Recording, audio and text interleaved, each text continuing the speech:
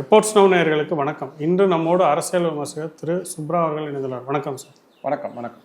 So இப்போது டெல்லியில் வந்து இந்த சிஜேபியோட ப்ரொட்டஸ்ட் வந்து போயிட்டுருக்கு. அவங்க வந்து தார்மீகமாக என்ன கேட்குறாங்கன்னா, இந்த நீட்டில் ஊழல் நடந்திருக்கு, சிபிஎஸ்சியில் கொஸ்டின் பேப்பர்ஸ் வந்து லீக் ஆகிருக்கு, இந்த மாதிரி நிறைய பிரச்சனை சொல்லுவாங்க. தர்மேந்திர பிரதான் பதவி விலகணும்னு கேட்குறாங்க. ஒரு தார்மீகமாக விலகிறதுல என்ன தப்பு இருக்க முடியும்? இல்லைங்க, தப்பு ரைட்டை தாண்டி இப்போ இதில் வந்து நீட்டில் வந்து என்ன நடந்திருக்குன்னு பார்த்தீங்கன்னா, பேப்பர் லீக் ஆகிருக்கு.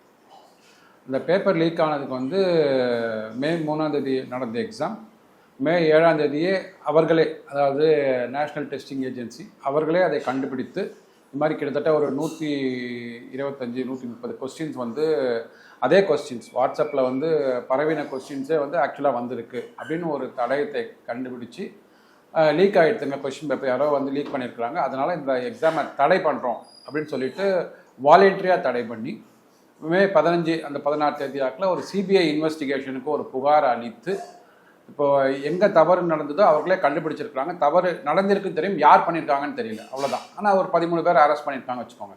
ஸோ இந்த அளவுக்கு நடவடிக்கை எடுத்துகிட்டு இருக்கும்போது ஏன் வந்து உங்களுக்கு வந்து நான் கேட்குற பதில் தான் நீங்கள் கொடுக்கணுன்றது வந்து இது எந்த விதமான ஜனநாயகத்தில் வந்து செல்லுபடியாகும்? அதாவது தவறு நடந்திருக்குன்னு எல்லாருமே ஒத்துக்கிறாங்க, இன்க்ளூடிங் பிரைம் மினிஸ்டர் வந்து என்ன சொல்கிறாருன்னா, இந்த தவறில் வந்து யார் வந்து ஈடுபட்டிருக்கிறாங்களோ அவங்களுக்கு வந்து உச்சபட்சமாக தண்டனை வந்து அளிக்கப்படும், இதில் யாருமே வந்து தப்பிக்க முடியாதுன்னு சொல்லிட்டு உச்சபட்சமாக ஒரு உத்தரவாதத்தை இன்றைக்கி காலையில் நம்ம பேசிக்கொண்டிருக்கிற இந்த 23 காலையில், ஜூலை 3 காலையில் வந்து அவர் ட்வீட்லாம் போட்டிருக்கிறாரு. ஸோ அந்த அளவுக்கு இப்போ சொல்லியாச்சு, பிரைம் மினிஸ்டர் மோடி சொல்லியாச்சு, தர்மேந்திர பிரதான் முன்னாடியே சொல்லிட்டார். இந்த கரப்பான் பூச்சி கட்சி ஆரம்பிக்கிறதுக்கு முன்னாடியே, இந்த போராட்டத்தை அவங்க கையில் எடுக்கிறதுக்கு முன்னாடியே சொல்லிட்டார். 15 அன்னைக்கு இன்டர்வியூ கொடுக்குறாங்க, அப்போயே சொல்லிட்டாரு இதில் வந்து கண்டிப்பாக வந்து பேப்பர் லீக் நடந்திருக்கு, இர்ரெகுலர் ப்ரீச் ஆஃப் இது நடந்திருக்கு, எக்ஸாம் ரூல்ஸ் நடந்திருக்கு, இதை வந்து நாங்கள் தீர ஆராய்ந்து விட்டு கண்டிப்பாக இதற்கு வந்து உரிய நடவடிக்கை எடுக்கப்படுன்றாங்க. இன்னும் ஒரு படி மேலே ஒரு ஆங்கில ஊடகத்தில் வந்து ஒரு இன்டர்வியூ எடுக்கிறாங்க, யார் என்டிஏ சேர்மன் எடுக்கிறாங்க இன்டர்வியூ. அவரை கேட்குறாங்க, அந்த ஆங்கர் வந்து மிகப்பெரிய ஆங்கர் நேராக கேட்குறாரு, மூஞ்சிக்கு நேராக கேட்குறாரு, நீங்கள் ரிசைன் பண்ண வேண்டியதானே அப்படின்றாரு. அந்த ஆங்கர் வந்து அந்த என்டிஏ சேர்மனை பார்த்து கேட்குறாரு. அவர் அதுக்கு என்ன சொல்கிறாருன்னா, சார் இப்போது அவர் போட் இஸ் செயிலிங், அதாவது சிங்கிங், அது செயில் ஆகாமல் சிங்க் ஆகிட்டு இருக்குது, அதாவது கவுந்து விட்டுருந்தாங்க, அதில் என்ன தவறு நடந்தது என்பதை ஆராய்ந்து விட்டு கண்டிப்பாக அந்த ப்ரொசீடிங்ஸில் என்கொயரியில் வந்து என்ன முடிவு வருகிறதோ அதுக்கு நான் கண்டிப்பாக வந்து உட்படுவேன். ஆனால் இந்த நேரத்தில் வந்து அந்த ப்ரொசீஜர் லேப்ஸ் இருக்குது பார்த்தீங்களா, அது என்ன நடந்ததுன்றதை கண்டுபிடிக்கிறதுல வந்து எனக்கும் ஒரு பங்கு இருக்குது, அதனால் இந்த தவறுலேருந்து நான் வெளியில் போக மாட்டேன், ஆனால் தவறு எங்கே நடந்ததுன்னு கண்டுபிடித்து விட்டு கண்டிப்பாக அடுத்த கட்ட நடவடிக்கை என்ன எடுக்கிறாங்களோ அது வரைக்கும் நாங்கள் இருப்போம்னு சொல்கிறாங்க. அதாவது தவறு நடந்திருக்குன்றது ஒருத்தர் ஒத்துக்கொண்டு, யார் எல்லாரும் ஒத்துக்கிறாங்க தவறு நடந்திருக்குங்க, என்டிஏ சேர்மன் ஒத்துக்கிறாரு, தர்மேந்திர பிரதான் ஒத்துக்கிறாரு, மோடி அவர்கள் ஒத்துக்கிறாங்க. ஆனால் இவங்களுக்கு என்ன அப்படின்னா, இவங்க ரிசைன் பண்ணணும். சரி, ரிசைன் பண்ணிட்டா நடந்த லீக் வந்து சரியாயிடுமா? யார் கண்டுபிடிக்க போகிறாங்க? அவர் தர்மேந்திர பிரதான் ஒரு படி மேலே 2027 நடக்க போகிற அந்த நீட் தேர்வு வந்து கம்ப்யூட்டர் எய்டட் டெஸ்ட்டாக தான் நடக்க போதும், அதாவது கம்ப்யூட்டர் மூலமாக, கணினி மூலமாக நடக்க போகிற டெஸ்ட்டாக தான் நடக்க போகுதுன்னு சொல்லிட்டு ஒரு கேரண்டி கொடுத்துருக்குறாரு. ஸோ அந்த அளவுக்கு உத்தரவாதம் கொடுத்ததுக்கப்புறம் வந்து அதுக்கப்புறம் 2வது நடந்த அந்த நீட்டு தேர்வில் வந்து நல்ல ஒரு பாஸ் பர்சன்டேஜ் வந்து 56-57% தமிழக மாணவர்களே பாஸ் ஆகிருக்கிறாங்க. சரிங்களா? அதில் வந்து ஒரு 715 மார்க் இதான் ரேங்க் 1 இந்த வாட்டி. 720க்கு வந்து 715 எடுத்திருக்கான் அந்த பையன். அந்த பையன் வந்து இன்டர்வியூ கொடுக்குறான். நீங்கள் சொல்கிறீங்கல்ல இவ்வளோ இளைஞர்கள் இது பண்ணுறாங்கன்னு சொல்லிட்டு, அந்த இளைஞர் சொல்கிறான், எனக்கு வந்து அந்த ஒரு மாத காலம் வந்து எனக்கு எக்ஸ்ட்ரா கிடச்சிது இல்லைங்களா, அதில் வந்து நான் வந்து எக்ஸ்ட்ரா ப்ரிப்பேர் பண்ணி நான் வந்து எனக்கு முதல்ல இந்த எக்ஸாம் கேன்சல் ஆனோன்னா மன வருத்தம் இருந்தது, ஸ்ட்ரெஸ் இருந்தது, அதெல்லாம் உண்மை, மாற்றுக்கருத்தில்லை. ஆனால் அதை வந்து அடிஷ்னலாக டைம் கொடுத்தது வந்து நான் கொஞ்சம் அடிஷ்னலாக எனக்கு எடுத்துட்டு நல்லா படித்து இப்போ 715 மார்க் வாங்கியிருக்கேன், ரேங்க் 1 வாங்கியிருக்கேன் அப்படின்றான். இதை ஏன் நம்ம வந்து ஊடகங்கள் பேச மறுக்கின்றன? எஸ், அதாவது கிட்டத்தட்ட ஒரு 22 லட்சம் மாணவர்கள் எழுதியிருக்கிறாங்க, மன உளைச்சலுக்கு ஆளாகியிருப்பாங்க, அது தவறு இல்லை, மாற்றுக்கருத்து இல்லை யாருக்குமே. ஆனால் இதுலேயும் ஒரு ஆப்பர்ச்சுனிட்டியை பார்த்து இளைஞர்கள் என்ன பண்ணுறாங்கன்னா, இது மாதிரியான ஒரு கால அவகாசத்தை எடுத்துக்கொண்டு திருப்பி நல்லா அப்பியர் ஆகிறாங்க. இதில் என்ன அப்படின்னா, இது வரைக்கும் இந்த சிஜேபி, இந்த கரப்பான் பூச்சி ஜனதா பார்ட்டி வந்து கொஞ்சம் ஒரு 10-15 நாளாக இது பண்ணிட்டு இருந்தாங்க. 20ஆம் தேதி பார்லிமெண்ட்டு தொடங்க போகிறது அப்படின்னு ஒரு இது இருக்குது. உடனே என்ன பண்ணாங்க, எதிர்கட்சிகள்லாம் வாண்டடாக வந்து வண்டியில் ஏறுறாங்க. சரி, இது நாள் வரைக்கும் நீங்கள் எங்கே போயிருந்தீங்க நீங்கள் இல்லையா? எதிர்கட்சிகள் நீங்கள் ஆளுகின்ற மாநிலத்தில் பேப்பர் லீக் நடந்திருக்கு, அந்த பேப்பர் லீக்கு இந்த பேப்பர் லீக்கு நம்ம வந்து ஈக்குவல் பண்ணி பேசுறதில்லை. ஆனால் ஜனநாயக முறைப்படி ஒரு தவறு நடந்திருக்கு அப்படின்னா அந்த செய்தவர்கள் யாரும் கண்டுபிடிப்பதற்கு ஒரு ஆப்பர்ச்சுனிட்டி வேண்டாமா? அதாவது பிரியங்கா காந்தி ராஜஸ்தானில் பேப்பர் லீக் நடந்திருக்கு, அதுக்கு சொல்கிறாங்க அவங்க இது வந்து ஒரு சோஷியல் ப்ராப்ளம் அப்படின்றாங்க. அப்போ இது சோஷியல் ப்ராப்ளம் கிடையாதா? எனக்கு வந்தால் மட்டுமே வந்து அது ரத்தம், உங்களுக்கு வந்தால் தக்காளி சட்னின்ற கதையா அதெல்லாம்? ஸோ இதுதான் வந்து ஏற்புடையதாக இல்லைன்னு நம்ம பார்க்குறோம். கண்டிப்பாக இது வந்து விசாரணை நடந்து கொண்டிருக்கிறது. விசாரணை முடியும் வரை மக்களை வந்து பொறுமை காக்க வேண்டும். எதிர்க்கட்சிகளோட ஒரு ஜனநாயக கடமை, இளைஞர்களோட நின்று அந்த பொறுமை காத்து அதுக்குண்டான முடிவை நாங்கள் வாங்கி தரோம் அப்படின்ற சொல்லணுன்றது தான் எதிர்க்கட்சிகளோட நாங்கள் வைக்கிற கோரிக்கை. எதிர்க்கட்சிகள் வந்து ஜனநாயக ரீதியாக என்ன சொல்கிறாங்கன்னா, பாராளுமன்றத்தில் இதுக்கு விவாதம் நடத்தணும், நாங்கள் வந்து இவரை பார்த்தோம், சபாநாயகரை பார்த்தோம், டைம் கொடுங்கன்னு சொல்லி கேட்டோம், ஆனால் அதுக்கெல்லாம் அவங்க நேரம் கொடுக்குற மாதிரி இல்லை, அதனால தானே அவங்க போராட்டத்துக்கு வராங்க. பாராளுமன்றத்தில் இதை பற்றி பேசுறதுக்கான வாய்ப்புகள் இருந்தால் இந்த பிரச்சனை இருந்திருக்காது எதிர்க்கட்சிகள் தரப்புலேருந்து. கண்டிப்பாக, அதாவது முதல்ல வாய்ப்பு கொடுக்கல. ஓகே, முதல் பாராளுமன்றம் தொடங்கின உடனே அவங்க வந்து அந்த வாய்ப்பு கொடுக்கல. அன்னைக்கு சாயங்காலம் ஜந்தர் மந்தரில் வந்து ராகுல் காந்தி அங்கே போய் வந்து தர்ணா பண்ணுறாரு இல்லையா, அவருக்கு யார் அதிகாரம் கொடுத்தாங்க, அப்ரூவல் கொடுத்தாங்கன்னு தெரியல, நேராக போயிட்டு அங்கே தர்ணா பண்ணுறாரு. அப்போ வந்து மினிஸ்ட்ரி ஆஃப் ஸ்டேட் வந்து பாராளுமன்றத்துலேருந்து வந்து அவர்கிட்ட வந்து ஒரு அரை மணி நேரம் உரையாடுறாரு. அவர்கிட்ட கேட்குறாரு என்னென்ன இஷ்யூஸ் இருக்குது, என்னென்ன பண்ணலாம் அப்படின்னா அவர் ஒரு கோரிக்கை வைக்கிறார். இது மாதிரி எங்களுக்கு நீங்கள் சொன்ன கேள்வி தான், அந்த கேள்வியை அவர் அங்கே வைக்கிறார். எங்களுக்கு பாராளுமன்றத்தில் இதை டிஸ்கஸ் பண்ணுறதுக்கு எங்களுக்கு டைம் வாங்கி கொடுங்கன்றாங்க. சரிங்க, வாங்கி கொடுக்குறேன்னு சொல்லிட்டு அவர் போகிறார். போயிட்டு ஹையஸ்ட் பார்லிமெண்ட் அஃபீஷியல்ஸ் அங்கே இருக்கிற அந்த பார்லிமெண்ட் கமிட்டியில் இருப்பாங்க இல்லையா, டிஸ்கஷன்லாம் பண்ணிவிட்டு திரும்பி வந்து சொல்கிறார், எஸ் நம்ம நாளைக்கு வந்து இதை பார்லிமெண்ட்டில் வந்து டிஸ்கஸ் பண்ணலான்னு சொல்லிட்டு பார்லிமெண்ட் கமிட்டி ஒப்புதல் கொடுத்துட்டாங்க அப்படின்னா உடனே அவர் என்ன பண்ணுறாருன்னா கோட்டை அழிச்சிடுறாரு. பரோட்டா கதை தெரியும் இல்லையா உங்களுக்கு, முதல்ல திரும்பி ஆரம்பிப்பாங்களே, அது மாதிரி என்ன சொல்கிறார், இல்லை எனக்கு தர்மேந்திர பிரதான் ரிசைன் பண்ணோம். சார், நீங்கள் வந்து ஒரு இந்த நாட்டில் மதிக்கப்படுகின்ற, ஏன்னா இந்த நாடு ஒரு பெரிய ஜனநாயக நாடுனால இங்கே எந்த பொசிஷன் இருந்தாலும் அது வந்து மக்களால் மதிக்கப்படும், உலகத்தால் மதிக்கப்படும். அந்த மாதிரி இருக்கிற லீடர் ஆஃப் ஆப்போசிஷனில் 2 பாராளுமன்ற தேர்தலுக்கு அப்புறம் 3வது பாராளுமன்ற தேர்தல் நீங்கள் வந்திருக்கிறீங்க. அப்படி இருக்கும்போது இந்த லீடர் ஆஃப் ஆப்போசிஷன் ஒரு அரை மணி நேரத்துக்கு முன்னாடி நீங்கள் சொன்ன வார்த்தையை எப்படி நீங்கள் வந்து மாற முடியும்? நான் அப்படி தான் மாறுவேன் அப்படின்னு அந்த பதில் சொல்கிறாரு. அந்த மினிஸ்டர் ஆஃப் ஸ்டேட்டில் சொல்கிறார், நான் அப்படி தான் சொல்லுவேன் அப்படின்றாரு. இப்போ இதை நம்பி நீங்கள் வந்து எப்படி வந்து ஒரு உரையாடலுக்கு எடுத்துக்கொண்டு போக முடியும்? ஸோ உங்களோட மோட்டிவே வந்து இப்போ இங்கே இருக்கிற 3வது முறையாக பதவியேற்ற என்டிஏ அரசாங்கத்தை வந்து டீஸ்டெபிலைஸ் பண்ணணுன்றதுக்கு வந்து முதலாக இப்போ என்ன பண்ணாங்கன்னா ராஜினாமா இது பண்ணாங்க. நான் சொல்கிறேன், நீங்கள் பிரதம மந்திரி மோடியே ராஜினாமா பண்ண சொல்லுங்களேன். சொல்லியிருக்காரு அதான். ஸோ ஒவ்வொன்றா இப்போ வந்து அதாவது அவங்களுக்கு வந்து இப்போ ஒரு கோரிக்கையாக வந்து அரசாங்கம் பேசி முடிவெடுத்து முதல்ல என்ன கேட்டீங்க, பாராளுமன்றத்தில் டிஸ்கஸ் பண்ணணும், நீங்கள் முதல்ல அவங்க முடியாதுன்னாங்க. ஏன்னா மற்ற அலுவல்கள்லாம் பார்த்துட்டு இதுக்கு டிஸ்கஷனுக்கு டைம் ஒதுப்பாங்க, பண்ணியாச்சு.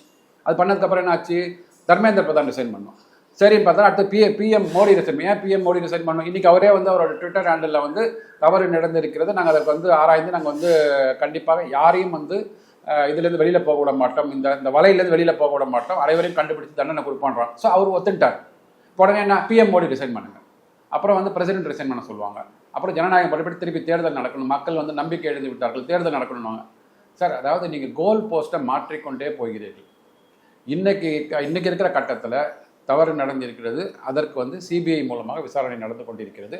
அந்த விசாரணைக்கு அவர் என்ன சொல்கிறாருன்னா, மோடி என்ன சொல்லியிருக்காருன்னா, நம்ம வந்து இது ஃபாஸ்ட் ஃபார்வர்ட் பண்ணி இந்த விசாரணையை வந்து துரிதப்படுத்த போகிறோன்றாரு. இதுக்கு மேலே உங்களுக்கு என்னங்க வேணும்? அப்போ உங்களுக்கு நம்பிக்கை இல்லையா? நீங்கள் 60 ஆண்டுகளாக இந்த நாட்டை ஆண்டிருக்கீங்கல்ல, அப்போ அந்த ஜனநாயகத்தின் மீது நம்பிக்கை இல்லை, உயர்நீதிமன்றங்கள் மீது நம்பிக்கை இல்லை, உச்சநீதிமன்ற நம்பிக்கை இல்லை. அப்போ இப்போ மட்டும் ஏன் வந்து கொண்டு வரீங்க? நீங்கள் பண்ணும்போதெல்லாம் நல்லா இருந்தது இல்லைங்களா? அதே ஜுடிஷியல் சிஸ்டம், அதே லெஜிஸ்லேட்டிவ் தானே இருக்குது.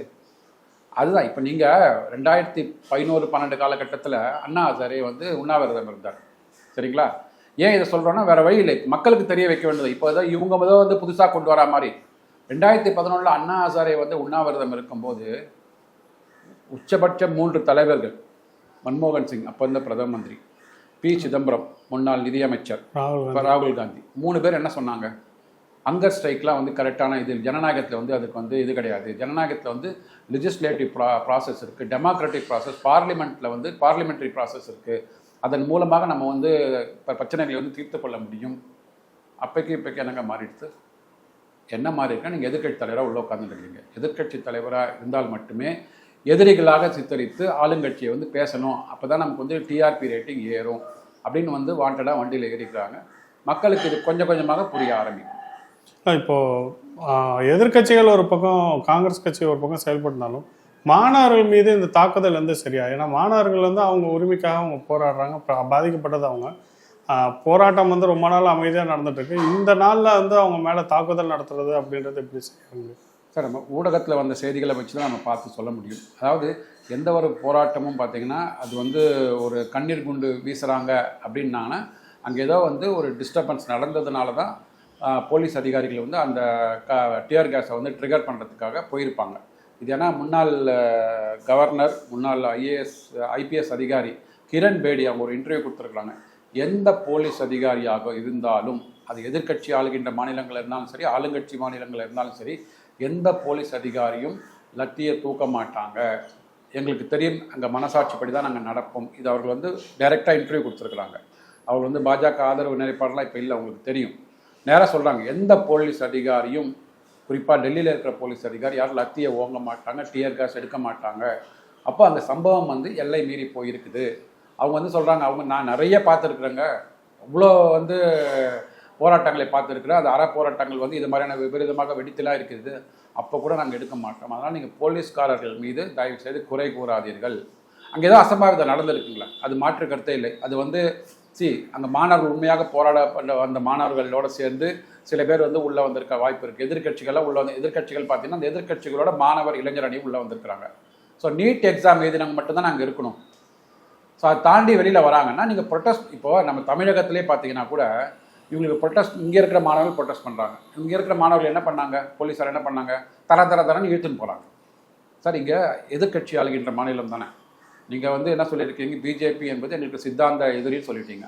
அப்படி இருக்கும்போது அந்த சித்தாந்தத்துக்கு எதிராக ஒரு மாணவர் அணி வந்து இங்கே போராட்டம் பண்ணுறாங்கன்னா அழகாக நீங்கள் வந்து அவங்களுக்கு பந்தல் போட்டு கொடுத்து வேலியெல்லாம் கட்டி கொடுத்து நீங்கள் உண்ணாவிரதம் இருங்க, இல்லை போராட்டம் பண்ணுங்கன்னு சொல்லிட்டு போலீஸை, காவல்துறையை வந்து பாதுகாப்பாக வச்சு நீங்கள் பண்ண வேண்டிய ஆள் இங்கே இருக்கிற ஜோசப் விஜயோட அரசாங்கம் என்ன பண்ணுறாங்க, தரன்னு இழுத்துன்னு போகிறாங்க. என்னைக்கு எங்கே நீங்கள் ரெண்டு ஒரே கருத்தோடு இருக்கிறீங்க. அப்படி இருக்கும்போது அங்கே பாருங்கள், எதிர் சித்தாந்தத்தில் இருக்கும்போது எஸ்பெஷலி பாராளுமன்றம் நடக்கிறது. நீங்கள் பாராளுமன்றத்தை நோக்கி தர்ணா போகிறீங்க, பிஎம் ஆஃபீஸை நோக்கி ராகுல் காந்தி, பிஎம் வீட்டை நோக்கி ராகுல் காந்தி, பிரியங்கா காந்தி போகிறாங்க. இது வந்து யார் அப்ரூவல் கொடுத்துருக்குறாங்க உங்களுக்கு? யாராவது போலீஸ் உங்களுக்கு வந்து இதுக்கு பர்மிஷன் கொடுத்துருக்குறாங்களா? இப்போ நானும் நீங்களும் போனீங்கன்னா விட்டுருவாங்களா? இன்றைக்கி ஜோசப் விஜய் அரசாங்கம் விட்டுடுவாங்களா? இன்றைக்கி இங்கே நம்ம நேராக போகிறோம் வச்சுக்கோங்க, அவர் ஈசிஆர் வீட்டில் வீடு இருக்குதாங்க, நம்ம போய் அங்கே தர்ணா பண்ணுறோம், நம்மளை விட்டுடுவாங்களா? சார், ஒரு கண்ணில் வெண்ணெய் இன்னொரு கண்ணில் சுண்ணாம்பு வந்து வேலைக்காகாது, ரைட்டுங்களா? இதை அதாவது மோடி அரசாங்கம் இந்த இதை வந்து எடுத்துருக்குறாங்க. தவறு நடந்திருக்கிறது, யாருமே வந்து மறைக்கவும் இல்லை, மூடி மறைக்கவும் இல்லை. ஆனால் இதை எப்படி கையாள வேண்டும், அதற்கு வந்து அறிவார்ந்த மெச்சூர்டாக இருக்கிற opposition leaders, they should guide the மாணவர்கள். அதுதான் வந்து ஒரு மிகப்பெரிய ஒரு வேண்டுகோள். இப்போது இதில் இன்னொரு பார்வை என்ன இருக்குன்னா, இப்போ மாணவர்கள் போராட்டத்துக்கும் காங்கிரஸுடைய போராட்டத்துக்கும் வேறு மாதிரியான பார்வை இருக்கிறதா தோணுது. ரெண்டு பேர் சேர்ந்து போராடுற மாதிரி தெரியலையே. காங்கிரஸ் தனியாக பிரதமர் வீட்டுக்கு நான் செல்வேன் அப்படின்னு அவர் ஒரு போராட்டத்தை ராகுல் காந்தி அவர்கள் முன்னெடுக்கிறாரு. இவங்க வந்து நாங்கள் உண்ணாவிரதம் எடுக்கிறோம் அப்படின்னு சொன்னாங்க. அதுக்கப்புறம் நாங்கள் பாராளுமன்றத்தை நோக்கி நடக்கிறோம் அப்படின்னு அவங்க ஒன்று சொன்னாங்க. இவங்க ரெண்டு பேத்துக்கு நடுவில் ஒரு அலைன்மெண்ட் இருக்க மாதிரி தெரியல. இவங்க வேற, அவங்க வேற மாதிரிலாம் செயல்படுறாங்க. கண்டிப்பாக நோக்கம் வேற. நீங்களே புரிஞ்சுட்டு இருக்கிறீங்க. இவர்களோட நோக்கம் வேற, இவர்களோட நோக்கம் வேற. ஆனால் காங்கிரஸுக்கு வந்து ஒரு பிளாட்ஃபார்ம் வேணும். இன்றைக்கி நான் முன்னமே நிறைய பதிவில் சொன்னது தான், என்னைக்கெல்லாம் பாராளுமன்றம் ஆரம்பிக்கிறதோ அன்றைக்கி முதல் நாள் எங்கே இருந்தாலும் ராகுல் காந்தி முன்னாள் நாள் ராத்திரிலேருந்து இங்கே இறங்கிட்டு முதல் நாள் வந்து பாராளுமன்றத்தில் அமிர்த மொழியாக்குவார். நீங்கள் எழுதி வச்சுக்கோங்க, போய் பாருங்கள். நீங்கள் இல்லை அடுத்த செஷன் நடக்கும்போது பாருங்கள், வின்டர் செஷன் நடக்க போகுது இல்லைங்களா, எழுதி வச்சுக்கோங்க. எங்கேயாவது ஒரு மூலையில் வந்து ஒரு இடம் டிஸ்டர்பன்ஸ் ஆகிருக்கும், அதை எடுத்துன்னு வந்து கருப்பு கொடி வாயில கட்டின்னு இல்லை கருப்பு சட்டையை போட்டுன்னு வந்து நிற்பாங்க, தர்ணா பண்ணுவாங்க. ஸோ இவர்களுக்கு வந்து மாணவர்களுக்கு உண்மையான நோக்கம் என்பது அவர்கள் பாதிக்கப்பட்டிருக்கிறார்கள், அதை ரெப்ரசன்ட் பண்ணி அதை சரி பண்ணணும், அவங்களோட இது அதுதான் அந்த நோக்கம். அதற்கு வந்து அரசாங்கம் வந்து வேலை செஞ்சுட்டு இருக்கிறாங்க. அதற்கு விடை வந்து கூடிய விரைவில் அந்த மாணவர்கள் கையில் கொடுக்கப்படும். அது அவங்களுக்கு ஏற்றுப்பாங்களா இல்லை ஏற்றுக்கலையானது வந்து அடுத்த நடவடிக்கை. காங்கிரஸ்க்கு இன்றைக்கி தேதியில் பார்த்தீங்கன்னா அந்த புள்ளி வைத்த கூட்டணின்னு சொல்லிட்டு ஒரு 4-5 வருடங்களுக்கு முன்னாடி ஆரம்பித்தாங்க. அதை வைத்த தலைவர் நிதிஷ்குமார் அதுலேருந்து வெளில போயிட்டார். அதுக்கப்புறம் குறிப்பாக வந்து ஓரளவுக்கு ஸ்ட்ராங்காக வச்சுருந்தாங்கன்னு சொன்னாங்க. அவங்க எதிரும் புதிருமாக போட்டி போட ஆரம்பிச்சிட்டாங்க. அங்கே மம்தா பானர்ஜி வந்து காங்கிரஸுக்கு எதிராக கேண்டிடேட் போடுறாங்க, அவங்க தனித்தனியாக நிற்கிறாங்க. கேரளாவில் கம்யூனிஸ்ட்டு காங்கிரஸ் தனியாக நிற்கிறாங்க. யாரெல்லாம் இவங்கெல்லாம் இந்தி கூட்டணியை உருவாக்கியவர்கள், ரைட்டுங்களா?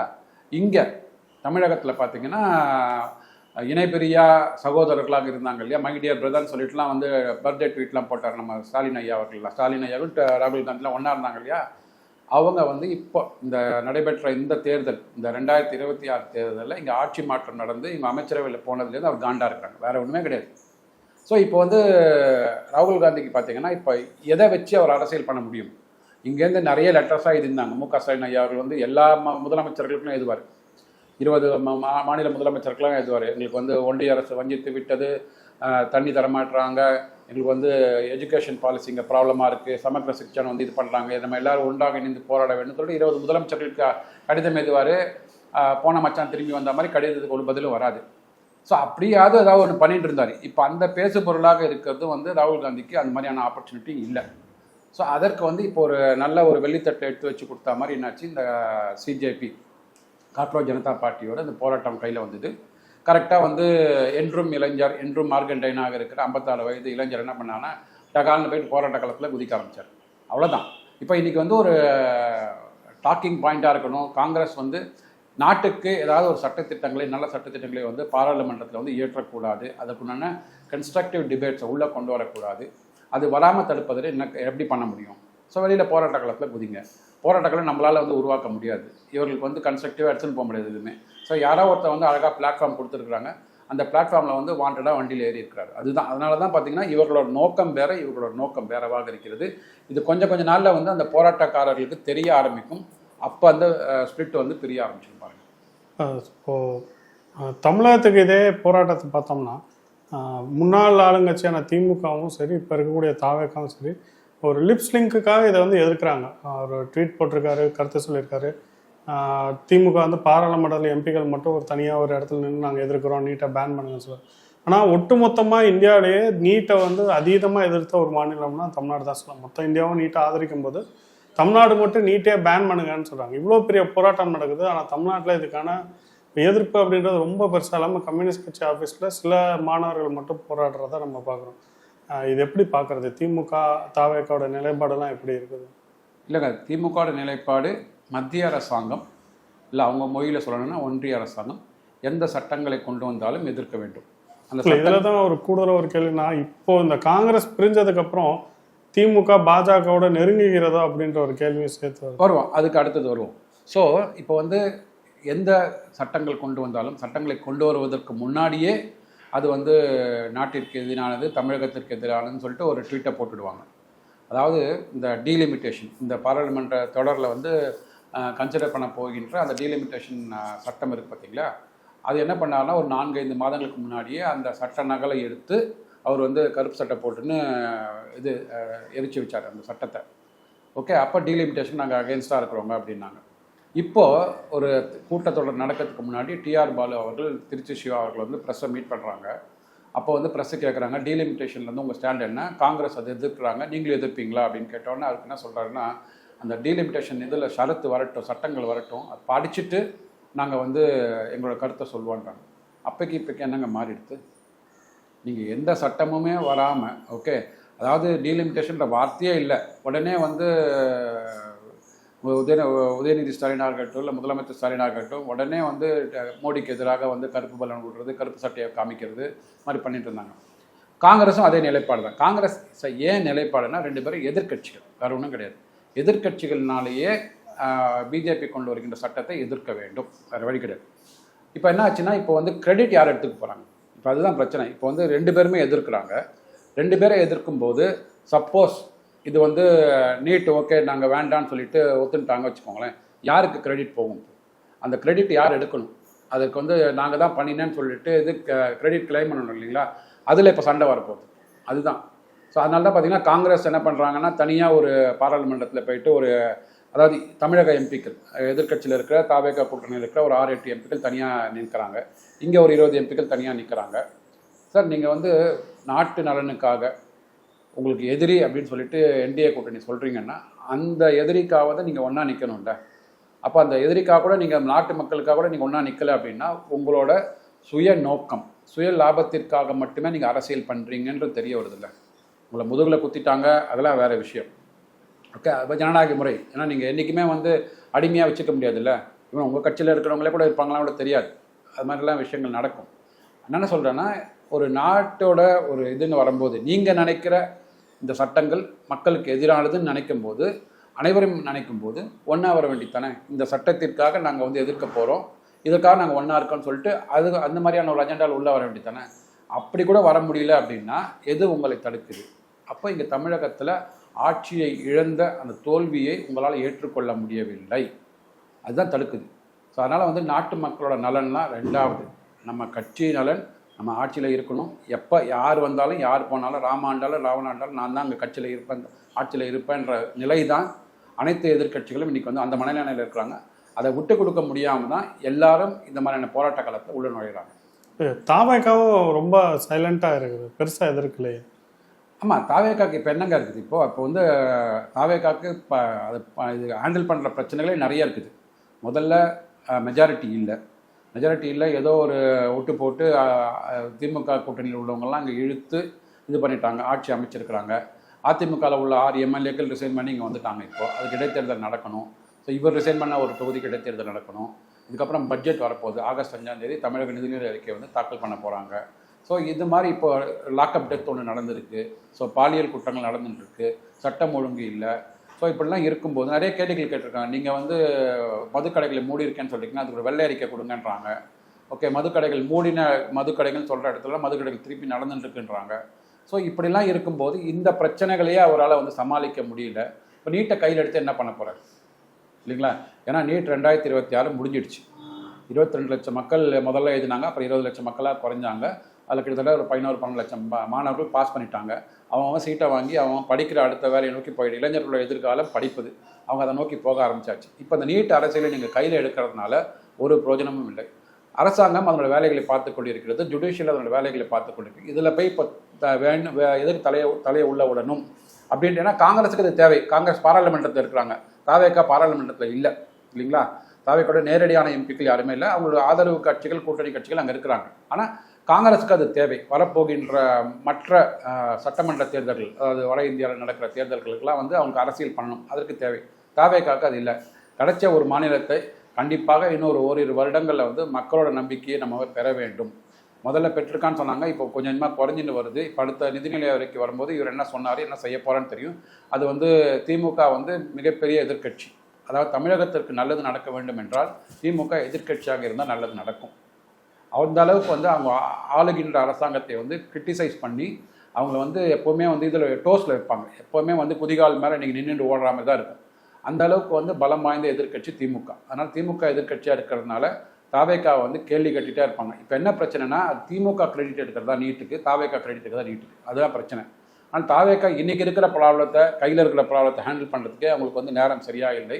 அமைச்சர்கள்லாம் வந்து இப்போ தான் புதுசாக அப்பாயின்மெண்ட் இருக்கிற அமைச்சர்கள், அவங்க வந்து துறை வாரியாக என்னென்ன நிவாரண மானியங்களை கோரிக்கை இது பண்ணணும், நிவாரண பணிகள் எவ்வளவோ இருக்குது, அதெல்லாம் பார்க்குறதுக்கே அவங்களுக்கு நேரம் இல்லை. அதனால் இதில் அங்கே போக மாட்டாங்க.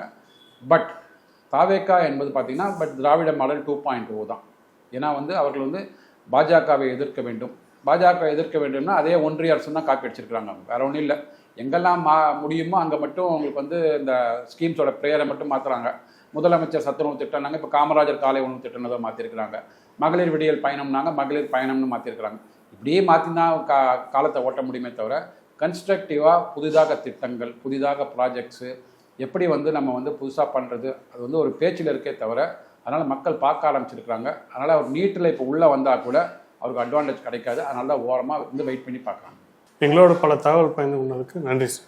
நன்றி.